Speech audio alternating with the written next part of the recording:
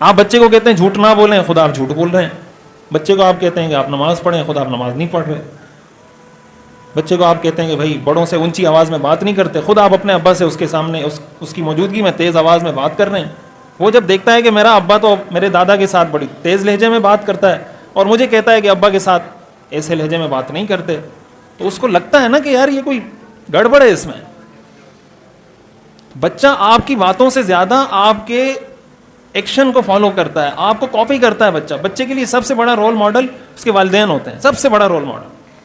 جو ابا کرے گا، جو اماں کرے گی، وہی بچہ کرے گا.